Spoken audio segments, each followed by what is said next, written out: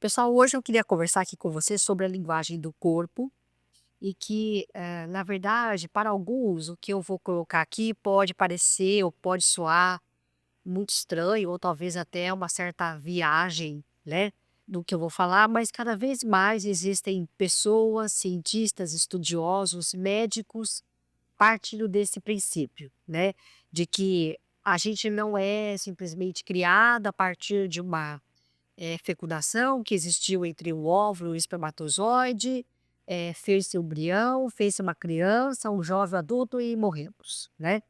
Existe algo muito mais além disso, e na verdade está se pesquisando muito sobre as origens das doenças em nossos corpos, né. E, eu acho que é engraçado porque cada vez mais está se buscando possibilidades de cura, né, dessas doenças que todos nós podemos ter ao longo da nossa vida. E cada vez mais eu tenho acompanhado médicos, cientistas renomados, por exemplo, Deepak Chopra falou sobre isso, né?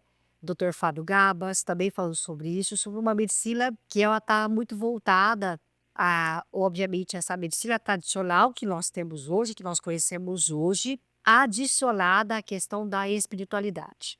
Então, hoje, se a gente for buscar um processo de cura para qualquer doença que nos acometa, nós precisamos sim recorrer à medicina tradicional que nós conhecemos, mas também à espiritualidade e conhecer o nosso corpo, entender a linguagem do nosso corpo, que está pautado ali junto com a nossa mente e o nosso espírito. Lembra que nós somos uma coisa só, mente, corpo e espírito.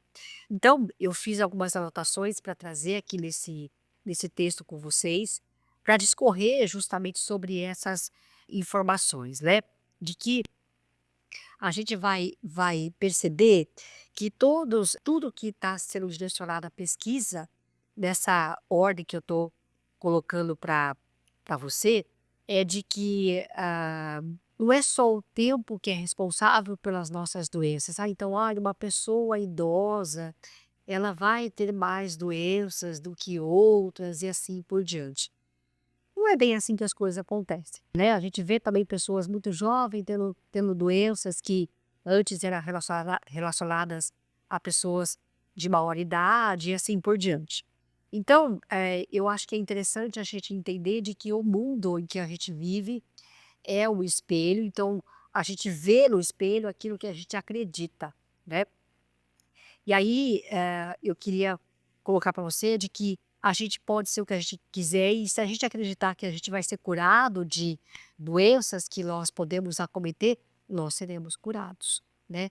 Porque o nosso espírito é uma guiança e a nossa mente também é a nossa guiança.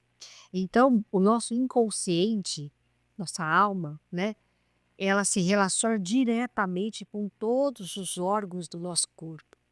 Então, você vai lembrar de que a doença, ela é reflexo de uma alma doente, de situações que você vivenciou e deixou para lá e isso te causou dor, de situações que lhe trouxeram traumas, sejam na infância, na adolescência, na fase adulta, e que você não quis olhar. Isso foi somatizando, essas emoções, esses sentimentos foram somatizando e criando marcas nos seus órgãos. E aí eu trouxe um livro, né, que fala que é a linguagem do corpo, escrito pela Cristina Cairo, que ela fala justamente sobre isso. Porque de tantos estudos da programação neurolinguística hoje, para acessar o que os pensamentos, nossas atitudes, nossas emoções coloca acerca de quem nós somos. Então, existe algumas situações que eles falam muito sobre as doenças são problemas do nosso inconsciente.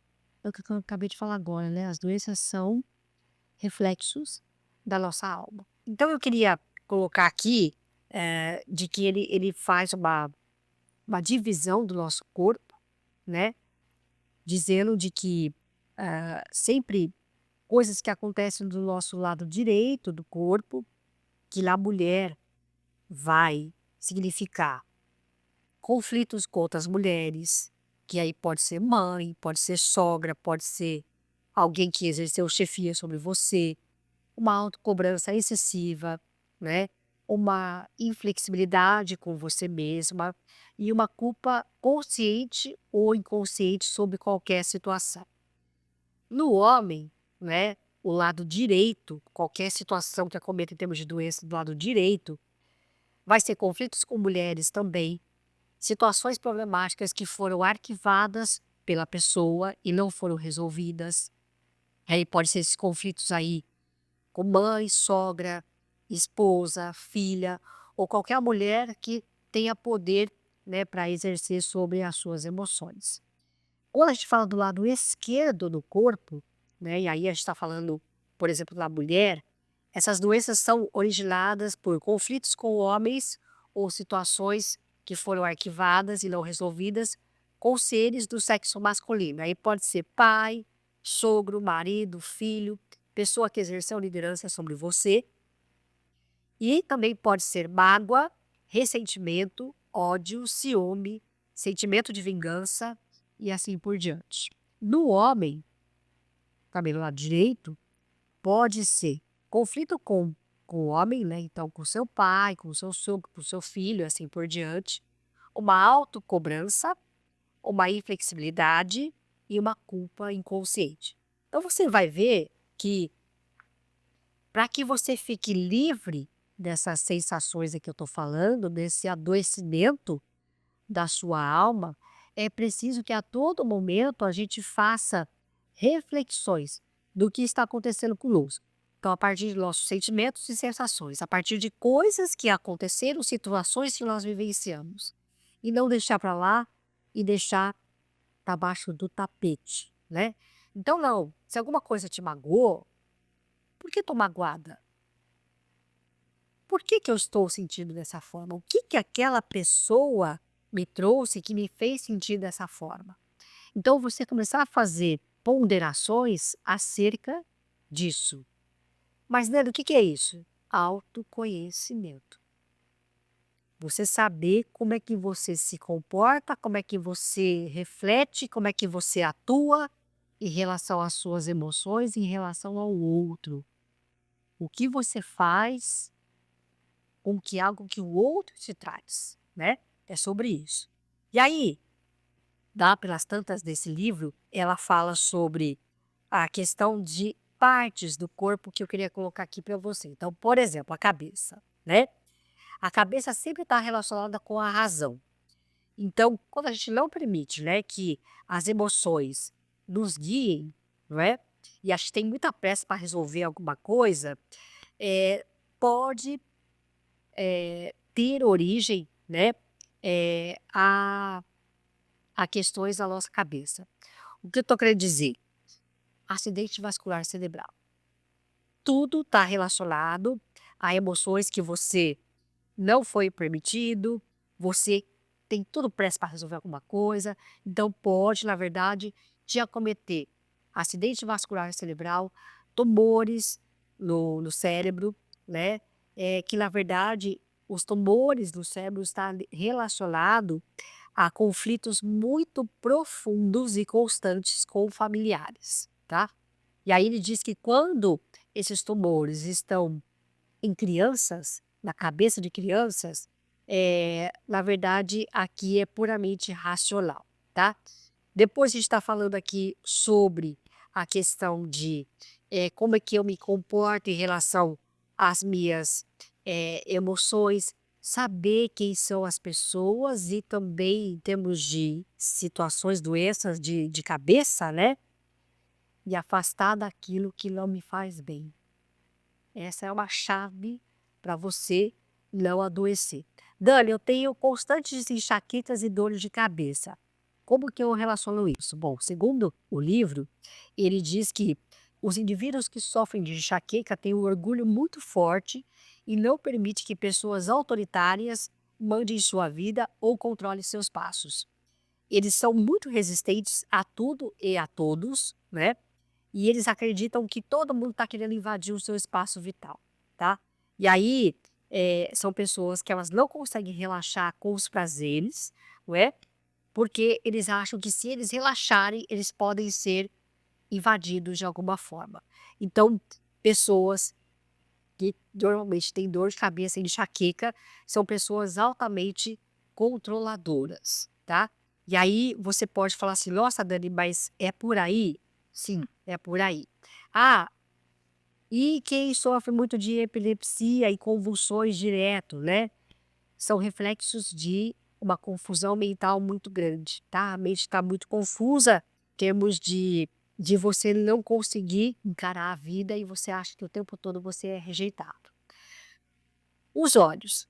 Se você acha que você está tendo muito problema com a sua visão, isso está muito relacionado com estado de depressão constante, quando você começa a ter dificuldade de enxergar, por exemplo, um glaucoma muito prematuro, por exemplo, né? Um fato que aconteceu com você que te deixou cego de raiva, quando você, na verdade, passou por um momento e por teimosia você não quer ver o outro lado dessa questão, só o seu lado, né?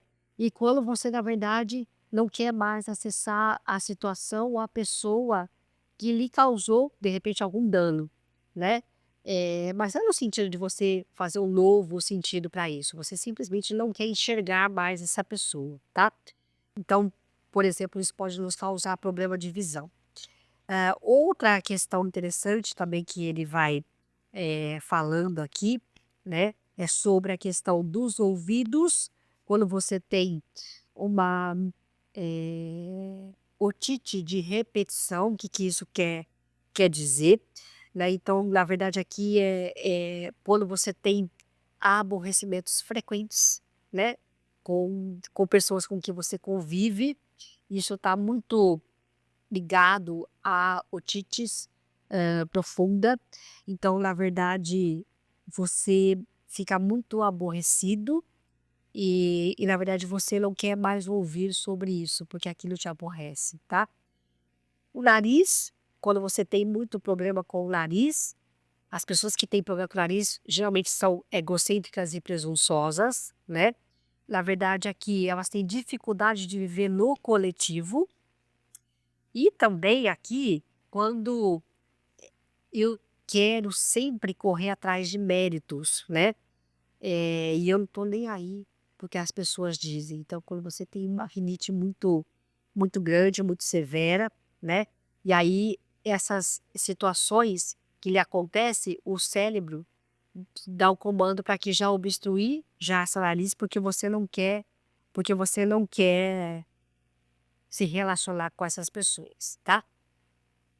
Bom, a questão da garganta, que simboliza a fala, também quando você tem muita infecção de garganta, muita dor de garganta, é um sinal, é um canal de saída para aquilo que você pensa. Na verdade, aqui é o seguinte: se algo está te impedindo de você se expressar da forma que você gostaria, de falar como você gostaria, ou você fala, mas você não é compreendido da forma que você gostaria ou de forma adequada, geralmente começa a incomodar a sua garganta e isso causa infecção, irritação, até por estado mais caótico, que é a questão da infecção de garganta, né? É uma faringite muito forte. O que que é isso? Você não está sendo ouvido, você não está tendo lugar de fala, tá? Depois a questão de tosse. A tosse geralmente é aquela que ela não passa de jeito nenhum e ela continua sendo constante, né? Que alguns dizem: "Ah, mas é uma tosse alérgica". Não, na verdade é uma raiva que está ali e você tosse, tosse, tosse para que aquilo seja aliviado, mas você não consegue, tá? Então é quando a sua opinião não vale nada, você fica enraivecido com aquilo e aquilo te causa tosse. Depois aqui a gente pode falar sobre dores na coluna, então é quando você tem dificuldade de tomar decisões importantes, e aí você teme a partir dessa decisão de magoar ou de frustrar alguma pessoa, então isso começa a te dar muita dor nas costas aqui. Da questão também de articulação, quando você tem dores na articulação, que a gente pode falar assim do dedos, né, braços e assim por diante, é que você tem dificuldade de aceitar a vida como ela é e você tem medo de mudanças repentinas, tá? Isso te dá dores nas articulações. E também queria lembrar você de que outras questões mais está tudo correlacionado a doenças de alma. Claro que a gente precisaria ter um tempo muito maior para elencar cada uma das partes do nosso corpo, mas você vai ver que toda vez que existe uma situação que você teve dificuldade de reconhecer, de entender, isso vai se somatizando em alguma parte do seu corpo. E a cada parte do seu corpo é um sinal, né, que a sua alma está lhe dando. Ei, pare, você precisa olhar aqui e observar mais. E não somente remediar com medicação, porque isso você está mascarando apenas o sintoma e não tratando de você de forma integral como corpo, mente e espírito.